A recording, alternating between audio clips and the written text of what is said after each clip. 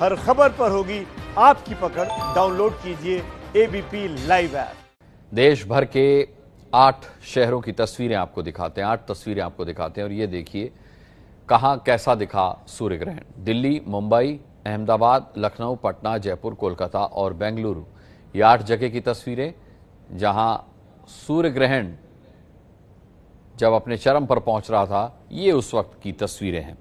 अब आपको सीधे यमुनानगर और हम लिए चलते हैं जहां से हमारे संवाददाता जैनेन्द्र मौजूद हैं और रक्षित सिरसा से मौजूद हैं। रक्षित, सिरसा से जो तस्वीरें मिली थी रिंग ऑफ फायर की, वो नहीं भुलाई जा सकती, बेहद खूबसूरत तस्वीरें थी वो। बिल्कुल अनुराग, ठीक कहा आपने कि सिरसा में एलनाबाद वो जगह है और ठीक उसकी जगह पर हम खड़े हुए हैं जहां पर रिंग ऑफ फायर का जो एक तरीके से कहें तो करिश्माई जो रूप था वो लगभग 10 से 12 सेकंड तक रहा और सबसे अद्भुत और सबसे बेहतरीन नज़ारों में से एक था। तो सूर्य ग्रहण का जो पूरा के पूरा कहें तो एक तरीके से सबसे मनमोहक दृश्य जो था वो हरियाणा के सिरसा जिले के एलनाबाद इलाके से ही निकल कर आया। अनुराग, इसके अलावा जैनेन्द्र, यमुनानगर भी बहुत लकी रहा इस मामले में, रिंग ऑफ फायर वहां पर भी लाजवाब नजर आया।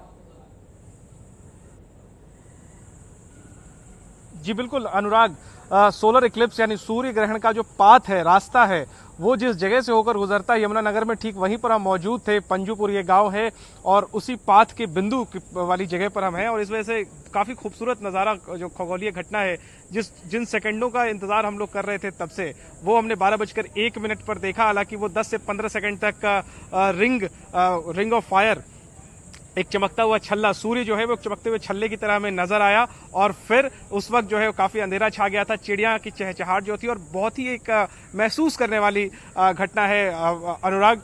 हम सिर्फ तस्वीरें पहुंचा पाए, जो सूरज जो एक चमकते हुए छल्ले की तरह में दिख रहा था, लेकिन जो माहौल था वो जाहिर सी बात है वो एक अद्भुत उस वक्त का पल था, क्योंकि अंधेरा छा गया था, दोपहर में चिड़िया चहचहा रही थी और आसमान में जो चंद्रमा है वो चित्रकारी कर रहा था सूरज पर। जी अनुराग। जी बिल्कुल, बहुत अच्छे से डिस्क्राइब किया आपने इसको जैनेन्द्र। जब परछाई भी साथ छोड़ देती है, जी हाँ, आज सूर्य ग्रहण के साथ जीरो शेडो डे भी, यानी ऐसा दिन भी जब परछाई साथ छोड़ देती है, वो भी रहा। उज्जैन कर्क रेखा पर स्थित है, इसलिए यहां से ये नजारा आसानी से देखने को मिलता है। ब्रजेश राजपूत की रिपोर्ट देखेंगे तो समझ जाएंगे। आज 21 जून है। 21 जून यानी कि वो दिन जब सूर्य की किरणें लंबवत पड़ती हैं कर्क रेखा पर, और एक वक्त ऐसा आता आज के दिन में 12:28 का वक्त जब परछाई भी साथ छोड़ देती है। हम उज्जैन की वेधशाला में हैं, यहाँ पे एक यंत्र लगा हुआ है, शंकु यंत्र, जिसमें पता लगता है कि परछाई दिखती ही नहीं है, जो पूरी परछाई साथ छोड़ देती है। एक अजीब सा एक दृश्य होता है, मगर हमारे साथ इसको डिस्क्राइब करने के लिए, बताने के लिए वेधशाला के अधीक्षक साहब हैं। सर, ये क्या खास होता है आज के रोज? देखिए, हम जानते हैं कि पृथ्वी सूर्य की चारों ओर घूमती है, जिसके कारण जो हमको सूर्य है वो कर्क रेखा, मकर रेखा और विषुवत रेखा की ओर गति करता दृष्टिगोचर होता है। कर्क रेखा की स्थिति 23 डिग्री 26 मिनट 11.9 सेकंड है और सूर्य की जो क्रांति है वो भी आज 23 डिग्री 26 मिनट और 11 सेकंड है। इस कारण हमको परछाई जीरो की स्थिति दृष्टिगोचर हुई है। तो वो अभी यहाँ दिख रही है? बिल्कुल, प्रैक्टिकल रूप से दिख रही है। बिल्कुल। तो आप देख सकते हैं कि आज को खास दिन है जहाँ परछाई नहीं दिख रही है। ये जो शंकु यंत्र लगा हुआ है, इसको शंकु यंत्र कहते हैं। 12:28 पे इसकी जो परछाई चारों तरफ से साथ छोड़ देती है। हालांकि अब थोड़ा वक्त हुआ है जिसमें से परछाई गायब हो जाती है एकदम, क्योंकि जो ऊपर सूर्य है उसकी किरणें सीधे इस पे पड़ती हैं और वो जो मुहावरा है कि एक वक्त ऐसा आता है जब परछाई भी साथ छोड़ देती है। ये बहुत अद्भुत नज़ारा होता है। साल में एक ही दिन होता है जिसके लिए लोग यहाँ इंतजार करते हैं। लोग दूर दूर से इसको देखने भी आते हैं। आप देख सकते हैं यहाँ काफ़ी सारे लोग यहाँ इसी वक्त के लिए यहाँ इंतजार में खड़े हुए थे कि कब वो घड़ी आएगी जब वो ऐसा देखेंगे। कर्क रेखा के ऊपर उज्जैन स्थित है, जिसके चलते ये नज़ारा यहाँ देखने को मिलता है और ये वो खास घड़ी होती है जिसका लोग कई दिनों से इंतजार करते हैं और वेधशाला में आते हैं। हाँ जी, मैं इसी को देखने आया हूँ। बताया जाता है कि उज्जैन में काफी वो है, उज्जैन में एक समय का केंद्र भी रहा है। यहाँ से आप खगोल की घटनाएं लाइव देख सकते हैं, तो मैं यहाँ इस चीज को देखने आया हूँ। बहुत अद्भुत नज़ारा होता है जो साल में एक बार देखने को मिलता है और जिसके चलते लोग यहाँ आते हैं। आप देख सकते हैं 300 साल पुरानी वेदशाला है जहाँ पर ये यंत्र लगा हुआ है और आज सूर्य ग्रहण भी है, इसलिए आज की इस घड़ी का एक खास महत्व है और इसलिए लोग यहाँ पे सूर्य ग्रहण भी देखने आए थे। उनको ये अद्भुत नज़ारा भी देखने मिला कि जब परछाई भी साथ छोड़ देती है। कैमरामैन होमेन देशमुख के साथ ब्रजेश राजपूत, एबीपी न्यूज, उज्जैन। जब परछाई भी साथ छोड़ देती है, ये आपने ब्रजेश राजपूत की रिपोर्ट में देखा और यही वो अद्भुत और विहंगम बातें हैं जो इस सूर्य ग्रहण के साथ जुड़ी हुई हैं। साक्षी शर्मा मेरे साथ लगातार बनी हुई हैं, खगोल विज्ञानी। साक्षी जी, इतनी सारी बातें हो गई, आपकी राशि क्या है और क्या प्रभाव पड़ेगा आपकी राशि पर? क्या बताया अनिल वत्स जी ने? आपने सुना ध्यान से और मानती हैं आप इसे? हाँ जी बिल्कुल मैंने सुना कि उन्होंने क्या बताया और मैं बिल्कुल बहुत ध्यान से सुन रही थी। इनफैक्ट मैं बहुत कुछ उन्होंने बताया, बहुत सारी भविष्यवाणियां करी है उन्होंने। मैंने एक भविष्यवाणी भी उनकी सुनी है। मेरी तो जो राशि है उसमें तो उन्होंने कहा है कि काफी कुछ होने वाला है। अब मैंने 12 राशियां जो सुनी तो उसमें मोटा माटा मैंने देखा कि 2 ही ऐसी राशियां, एक सिंह राशि और एक मीन राशि, जिनमें मुझे लगता है कि कुछ ज्यादा बुरा प्रभाव नहीं पड़ने वाला है। बाकी तो उनके कहने के अनुसार हर किसी पे बुरा ही प्रभाव है, जबकि ऐसा कुछ होता नहीं है। इक्लिप्स, आप इतनी बड़ी आबादी वाली देश को या पूरी दुनिया को आप 12 राशियों के ऊपर आधार करके किसी का भविष्य नहीं बता सकते हैं। तो मैं इस बात को तो पहले बिल्कुल भी नहीं मानती हूँ कि राशियों के ऊपर किसी का भविष्य, किसी का फ्यूचर डिपेंड होता है। ये अपने आप में गलत है। और दूसरी चीज जो मैं बोलना चाहूंगी कि उन्होंने कहा कि उनकी जो भविष्यवाणियां जो उन्होंने कही कि वॉर हो सकता है, पीएम क्या किसी को बड़े नेता राशि के ऊपर अनिल वत्स जी ने बताई है साक्षी, और भविष्यवाणियां राजकुमार शर्मा जी ने की है, जैसे कि आर्थिक दुर्घटना हो सकती है। जी अच्छा, सॉरी, माफ कीजिएगा, मैं थोड़ा कंफ्यूज हो गई थी दोनों के नाम में, इसीलिए मैंने बता दिया जी। लेकिन मैं बोलना चाहती हूँ कि जो भविष्यवाणियां या जो उन्होंने राशिफल बताए हैं उनका किसी भी तरीके से हमारे भविष्य का कोई ऐसा असर नहीं होता है। ऐसा नहीं है कि ये जो इक्लिप्स है ये दुनिया में पहली बार हुआ है, ऐसा बिल्कुल भी नहीं है। हाँ, दुनिया में पहली बार कोविड-19 जरूर आया है, ठीक है। अभी जो 2019 में जो कोविड आया उसका इक्लिप्स के साथ कनेक्शन, ये तो बिल्कुल भी मैं नहीं मानूंगी। और जो भी उन्होंने कहा कि किसी के जान पे हो सकता है या किसी को, हमारे देश को आर्थिक लॉस हो सकता है, फाइनेंशियली लॉस हो सकता है, ये सब कुछ तो हम देख ही रहे हैं, क्योंकि कोविड की वजह से तो ये सब कुछ वैसे भी हो रहा है। किसी भी भविष्यवाणी या किसी भी ज्योतिष ने 2019 में जब इक्लिप्स आया था 26 दिसंबर को, तो किसी ने ये प्रेडिक्ट नहीं किया था कि 2020 में इतनी बड़ी कोई महामारी दुनिया में आएगी जो इतना उथल पुथल कर देगी।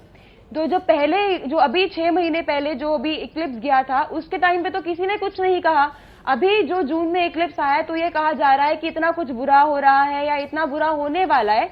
तो मैं एक बात और बता दूं कि 6 महीने के बाद फिर से दिसंबर में इक्लिप्स है और वो पूर्ण सूर्य ग्रहण है और वो बहुत ही खूबसूरत है और वो अर्जेंटीना से दिखने वाला है। तो क्या फिर से ये बोलेंगे अभी तो, क्योंकि ज्योतिष जी ने कहा था, आचार्य जी ने कहा था आपके सवालों का जवाब मैं लूंगा साक्षी, आपके सवालों का जवाब मैं लूंगा, अनिल वत्स जी से भी लूंगा और राजकुमार शर्मा जी से भी लूंगा, और बेशक वो आपके सवालों का जवाब देना भी चाह रहे हैं। और राजकुमार शर्मा जी साफ तौर पर वो ये कहना चाहती हैं कि चाहे वो किसी नेता पर खतरा हो, चाहे वो अर्थव्यवस्था हो, मंदी हो, या वो पर्यावरण के ऊपर कोई खतरा हो, या फिर वो छोटा मोटा युद्ध हो, ये सब तो चलते चले आ रहे हैं लंबे समय से। इसका इस सूर्य ग्रहण से क्या लेना देना है?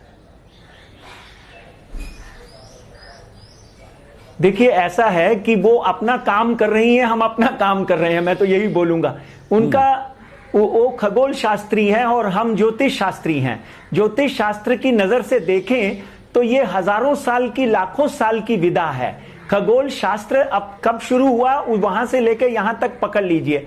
हम तो सतयुग से लेकर कलयुग तक की बात कर रहे हैं। यहां पर इतिहास में जितने विश्व युद्ध हुए हैं उनमें कितने सूर्य ग्रहण लगे, कितने चंद्र ग्रहण लगे, और आपकी कुंडली में भी ग्रहण होता है। अगर चंद्रमा के साथ राहु बैठा है तो ग्रहण होता है, गुरु के साथ राहु बैठा है तो ग्रहण होता है, तो कुंडली में भी ग्रहण होता है। और साक्षी जी के साथ मेरा कोई विवाद नहीं है, ये अपना काम बड़ी तन्मयता से कर रही हैं, हम अपना कर रहे हैं। मगर डेफिनेटली सूर्य ग्रहण के जो इफेक्ट मैंने बोले हैं, 5 भविष्यवाणियां बोली हैं, इनको आप नजरअंदाज मत करिए। लोगों से भी अनुरोध है, अपनी इन्वेस्टमेंट्स को बहुत ध्यान से करिए। Restlessness there in the world और इंडिया में भी और रेस्टलेस होगा, मगर भारत विजयी होगा। भारत, हम लोग गौरवान्वित होंगे कि भारत में इतना बड़ा फंड, लेकिन अनिल वत्स फॉरेन इन्वेस्टर्स का। अनिल वत्स जी, राशियां जो आपने बताई उस पर भी साक्षी को यकीन नहीं है। वो कह रही है बेशक 2 राशियों पर आपने इसका अच्छा प्रभाव और बाकी राशियों पर बुरा बताया, लेकिन उन्होंने कहा कि उनकी राशि जो है उस पर तो आपने काफी इसका दुष्प्रभाव बताया है, लेकिन फिर भी वो चिंता नहीं कर रही, कह रही क्योंकि ये सब होने वाला नहीं है, ये सब बातें जो हैं वो ग्रहण से संबंधित नहीं है। उनका साक्षी जी का कोई कसूर थोड़ी है। उन्हें जो विद्या आती ही नहीं उसके ऊपर कटाक्ष देने का उनको ना तो अधिकार है ना उनके पास योग्यता है। ये वो बात करे व्यक्ति जिसे ज्योतिष शास्त्र पढ़ा हो, उसका हमने तो अपना पूरा जीवन दिया है। और आप तो जानते हैं, आपके पिछले सूर्य ग्रहण में भी मैं आपके चैनल पर ही था, तब भी हमने भविष्यवाणियां कर दी थी, तब भी बहुत लंबी चौड़ी बातें हुई थी। अगर उन्हें नहीं आ रहा तो ये उनका व्यक्तिगत मत हो सकता है। हाँ, अगर अपनी डेट ऑफ बर्थ दें, टाइम ऑफ बर्थ दें, प्लेस ऑफ बर्थ दें, तो हम उनके बारे में भविष्यवाणी अभी आपके चैनल पे कर देते हैं। वो खुद ही हाँ या ना में उत्तर दे देंगी, इसमें कौन सी बड़ी बात है। लेकिन हाँ, मैं उनको कोई चैलेंज नहीं कर रहा। बच्ची हैं, वो अपना काम कर रही हैं अपनी विधा में, वो अपनी। अब मैं 2 भविष्यवाणी और कर रहा हूँ आपके चैनल पर, और अच्छी भविष्यवाणी कर रहा हूँ, डरा नहीं रहा हूँ। पहली बात तो ये है, ये समझ लीजिए कि 20 से 20 को राहु आर्द्रा नक्षत्र छोड़ देगा, यानी इस वायरस की मृत्यु समझ लीजिए। ये जो कोरोना वायरस ने दुनिया को डराया हुआ है, इसके प्राण निकलेंगे और धीरे धीरे धीरे धीरे ये निष्प्रभाव हो जाएगा। इसका असर जो लोगों का इम्यून सिस्टम कमजोर है वो वैसे भी बीमार होंगे, लेकिन इसकी कमर टूट जाएगी। दूसरी भविष्यवाणी, 16 जुलाई 2020 के बाद काल सर्प योग, जिसके कारण इस वायरस ने काफी कष्ट पहुंचाया। और जो साक्षी जी ने कहा कि ऐसा नहीं होता, तो उनकी जानकारी के लिए बता दूं कि मार्स भी आया था, सार्स भी आया था, इबोला भी आया था और स्वाइन फ्लू भी आया था। जब जब सूर्य ग्रहण चंद्र ग्रहण होते हैं, ये विषाक्त प्रभाव ब्रह्मांड के अनंत ग्रहों पे जाते हैं, पृथ्वी पर भी आते हैं। और हम पृथ्वीवासी हैं, सूर्य जगत की आत्मा है, चंद्रमा हमारा मन है, और ये जो पृथ्वी है ये हमारा 5 तत्वों से बना हुआ शरीर है। ये ज्योतिष की विधा अलग है, उनकी विधा अलग है। मैं उन बच्ची को भी आशीर्वाद देता हूँ, और हम ये नहीं चाहते कोई बीमार रहे। लेकिन अंत में एक बात कहूंगा, सर्वे भवन्तु सुखिना, सर्वे सन्तु निरामया, सर्वे भद्राणि पश्यन्तु, मां कश्चित् दुःखात् भवेत्। साक्षी आप कुछ कहेंगे इस पर?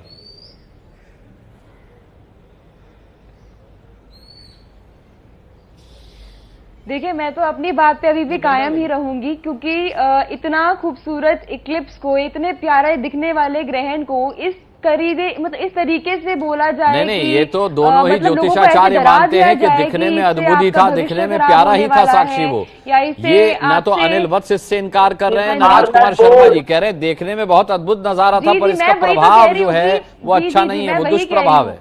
नहीं, मैं वही कह रही हूँ, मैं वही कह रही हूँ कि जरूरी नहीं है, वही तो मैं कहना चाहती हूँ कि इसका कोई प्रभाव किसी के ऊपर नहीं होता। ये आपकी मान्यता है देवी, एक जनरलाइज कर रहे हैं कि सारे ही ग्रहण खराब होते हैं। आप तो कह रहे हैं कि सोलर इक्लिप्स भी खराब है, आप कह रहे हैं कि लूनर इक्लिप्स भी बुरा है। आपका कहने का मतलब है कि ऐसे तो कितने ही आप जानते हैं कि विज्ञान और ज्योतिष में हमेशा से ये तर्क का विषय रहा है कि सूर्य ग्रहण एक खूबसूरत घटना है, विज्ञान मानता है, चंद्र ग्रहण एक खूबसूरत घटना है, लेकिन ज्योतिष मानता है कि वो दिखने में खूबसूरत हो सकता है, लेकिन उसके प्रभाव और दुष्प्रभाव अलग अलग होते हैं, अलग अलग इंसानों पर, अलग अलग राशियों पर।